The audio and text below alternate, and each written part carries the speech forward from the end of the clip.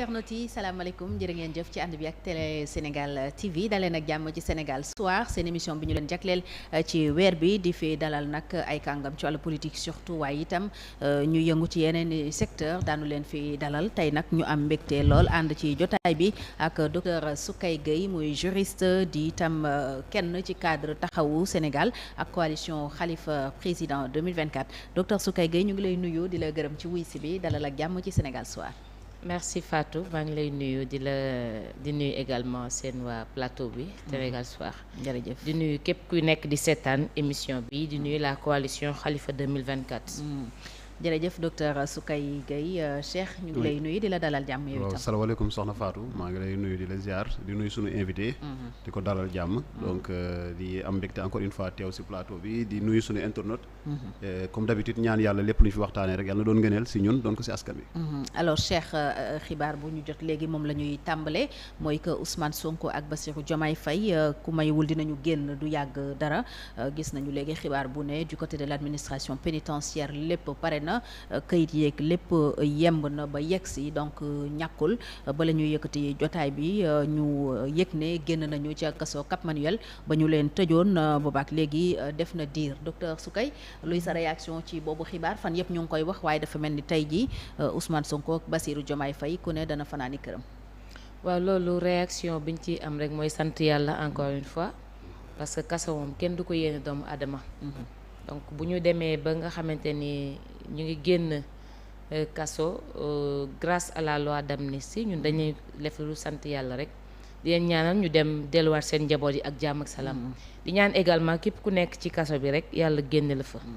amiin alors ñu sax def wala bañ a cette transition bu sori. loi d'amnistie bi jaar na fii yow juriste bi nga doon lan moo ci nekkoon sa gis-gis ak li jiitu loi d'amnistie bi mooy xew-xew yi amoon 2021 ba 2024 ñu bëri doon sàkku enquête am. mais finalement la loi elle est passée parce que ki ko yóbbu assemblée dafa am aussi majorité avec le soutien du Parti démocratique sénégalais du groupe parlementaire Wallu. lu nekkoon sa gis-gis ci boobu loi.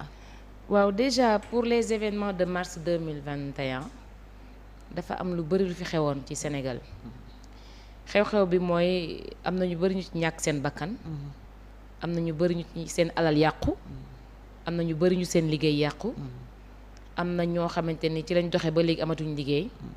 am na également xale yu bëri ñu arrêté woon leen ci donc bu dee événement yooyu am na li waroon mooy ñu def une enquête sérieuse maanaam bu def gëstu ñu xool kan moo def ak kan moo deful bu ñu xamee yi def ak ñi deful ñu mën leen àtte parce que pénal dafa am mais civil dafa am pénal mooy ki nga xamante ni maanaam dafa def une infraction boobu mën na nekk un délit une contravention ou bien un crime kooku bu fekkee dafa def lu mel noonu droit pénal mooy appliqué wu ci moom mais tamit bu ñu fàttee dafa am civil mooy lan man dama ubbi sama magasin di liggéey am ku ñëw yàq sama alal loolu c'est le civil. loolu il faut te souvent civil bi réparation lay soxla. waaw maanaam ñi nga xamante ni dañu amoon seeni magasin ñi nga xam ne dañu amoon ay station service ñu ñëw taal ko wala ñu yàq ko pénal bi day ñëw dëgg la mais ñoom li leen gënoon yitteel mooy la réparation. donc réparation boobu est-ce que am na gisuñu ko. même si récemment. dégg nañ ci dialogue bi président di wax ni moom dafa bëgg ñooñ ñu réparer leen ñu ndàmp leen mais 2021 ba léegi yaakaar naa ni état waroon na def mesures yi nga xamante ne moo waroon pour que la réparation puisse se faire parce que dañ ni la en droit quiconque cause un dommage à autrui est tenu de réparer ce préjudice là code des obligations civiles et commerciales donc bu fekkee yow ñëw nga événement yi am ñu ñëw yàq sa bërëbu liggéeyukaay am ñu ñëw taal sa alal taal sa oto et cetera dëgg la pénal soxla nañ ko mais également la réparation civile mais loolu yëpp seetlu lañ ne amul ñu xëy ci mois de février bi le président Macky Sall daan ni day def loi d'amnistie maintenant loi d'amnistie bi dañu ni ko dafa am ñu mu ci àndal en réalité muy le Parti démocratique sénégalais loi bi nag voté nañ ko ñun au niveau de la plateforme Taxawu Sénégal ñun voté wuñ la loi parce que dañ jàpp ni avant ngay wax amnistie il faut nga xam d'abord lan moo xew parce que bu ñu fàtte ni amnistie mi ngi jóge ci benn lu ñuy wax amnésique. amnésique mooy ku ko képp comme te ni da nga amnésique da ngay fàtte. amnistie bu ñu ko déggee c'est un pouvoir boo xamante ni article 67 de la constitution moo ko jox ñii nga xamante ñooy ay parlementaires. Seuls les parlementaires ont la possibilité de faire l'amnistie, de voter l'amnistie. Donc pouvoir boo xamante ne la ce n'est pas un pouvoir réglementaire, ce n'est pas un pouvoir judiciaire, mais c'est un pouvoir législatif. Acte boobu acte législatif la kenn rek moo ko mën te constitution moo ko jox avec en son article 67 muy les députés de l'Assemblée nationale ñoom rek ñoo mën a voter loi d'amnistie. Maintenant bu ñu koy voter ñun dañu jàppoon ne dañu woon def enquête gëstu ba pare xool ñi nga xamante ne xëy na ñoo def ñu atte leen même bu ñu leen di baal après ñi nga xamante ne dañ leen tooñ ñoom ñu xam ne diw mii de tooñ nañu même bu ñu koy baal parce que pardon ba li koy jiitu mooy nga xam ba pare maanaam bala nga baale da ngay war a xam ba pare ça c'est le strict minimum. Malheureusement dañ seetlu ni loolu yëpp amul.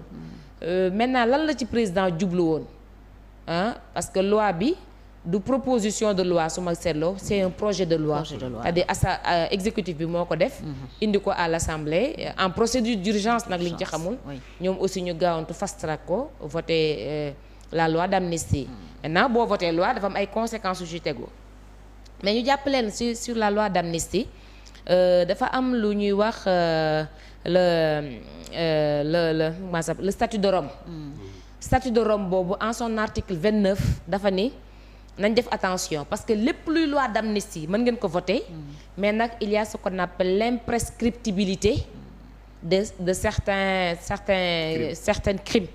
maanaam crime yoo xamante ni dafa jëm ci ay maanaam violation grave des droits de l'homme te loolu lii soubassement bi yëpp mooy des actes politiques ñoom dañ jàpp ni képp ko ay acte de torture bu dee politique moo ko lal loolu mënuñu ko amnistier te lii ma lay wax ni boo demee ci le statut de Rome en son article 29 di nga ko fa fekk ndax statut de Rome boobu moom moo tëye nii li ñuy wax la Cour pénale internationale la CPI. Donc ñoom bu dee lii yëpp ñu defoon li fi jaaroon yëpp en 2021 bi su fekkee soubassement bi politique la mu am ay torture am ay violations graves des droits de l'homme te gis nañ fi ay actes de torture yu ñu ay films yu ñu fi joxe donc même bu ñu jëlee ni dañu amnistier dañ def attention ëllëg régime bi boo daanoo nit mën na jël def plainte au niveau de la Cour pénale internationale CPI te bu boobaa CPI day wàcc sur le terrain def ay enquêtes parce que CPI dafa li wax carrément di dafa am ay crimes yoo xamante ni duñ leen maanaam délai de prescription amu ko délai de prescription mooy délai boo xamante ne boo xasee ba romb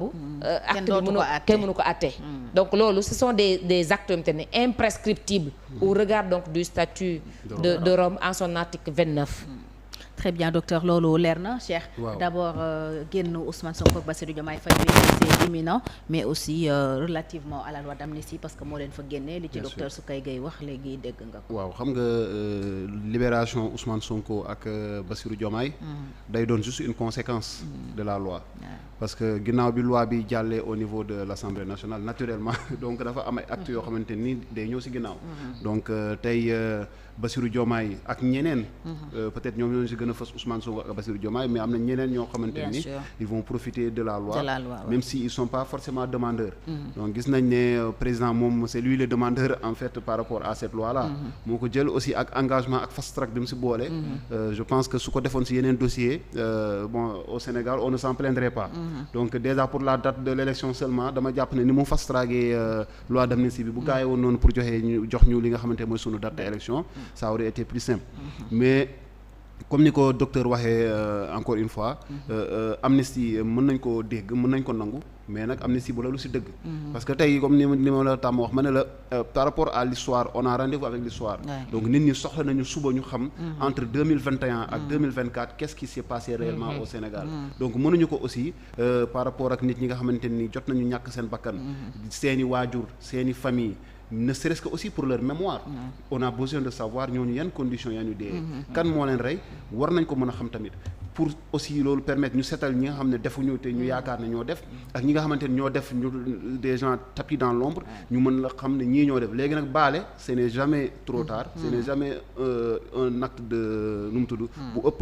mais c'est toujours bien de pardonner mais pardonner vraiment fekk da nga xam dëgg bi ba pare nga doog a baal moo gën a neex sax quoi parce que nit bu la ne baal ma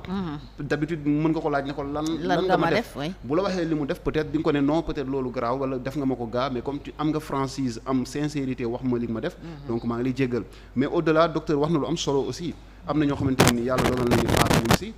amuñu si blessure amuñu benn lésion mais ñàkk nañu seen patrimoine ñu ils avaient investi si ay mbir yi nga xamante ni ci la ñu yore woon seen kër yore si seen famille di si fay ay doomu aadama ñuy liggéey perte d'emploi yu bëri ñooñu nga gis na par exemple ñi doon liggéey si station yi ak yooyu noonu wala Auchan pour ne pas faire de la publicité autre donc si grande surface yi mais ñooñu tey ils étaient obligés de faire une compression des effectifs nga xamante ne dañu wàññi seen effectif nit ñi retrouver wu dans le chômage ñooñu c'est des impactés qu'est-ce que l'État a fait pour pouvoir recenser ces personnes là ba pare jox leen seen àq ak seen yelleef loolu day doon toujours li ñuy xaar faatu encore une fois mais xam nga man loi d'amnistie bi niñ ko gaawalee man dafa tey suma xel nag wax dëgg yàlla parce que docteur nee na am na acte yoo xam ne heureusement vraiment délai de prescription frappé wu leen te loolu c'est déjà quelque chose de positif quoi mais nag soxla nañu donc ñu xam lan moo waral yàkkamti bii nii lan lañu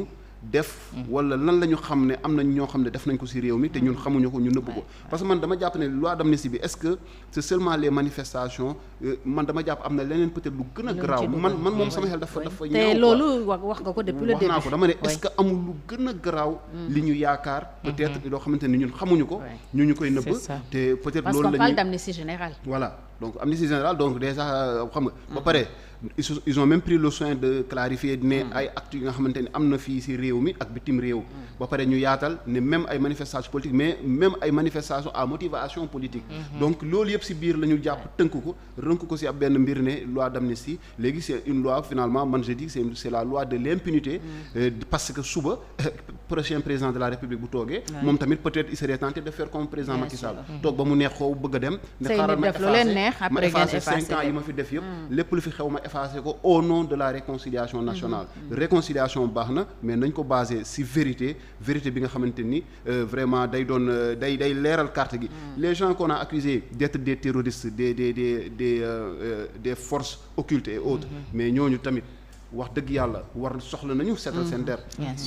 Ami Dia mi nga xamante ni jàppoon nañ ko nee nañ dafa def un transfert de 50 000 francs ñu ne ko day financer terrorisme kooku moom ak descendance am soxla nañu xam suba n'est-ce pas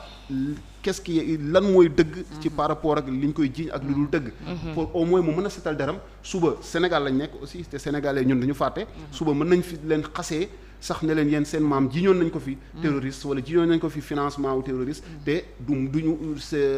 descendance bi du ñu mën a indi firnde que loolu mënul am mais bu nee am na une décision de justice sur la table ku ñu fi jiñ ne la sa maam terroriste la woon tu peux bel et bien n'est-ce pas neenal loolu ne ko loolu amul parce que y a une décision et c'est disponible ñëpp dinañu xam ne ni kii kat dañ ko tuumaloon mais finalement du moom moo ko mais bu ñu la bàyyee noonu yow mi sa bopp sax malgré def nga prison mais doo set te ñàkk a set boobu noonu day doon li nga xamante ni vraiment faatu mën na topp nit ki te nit ki tamit gor boo ko tuumalee aussi may ko occasion mu mën a setal deram mais pas nga ñëw rek nga boole ñëpp ci même panier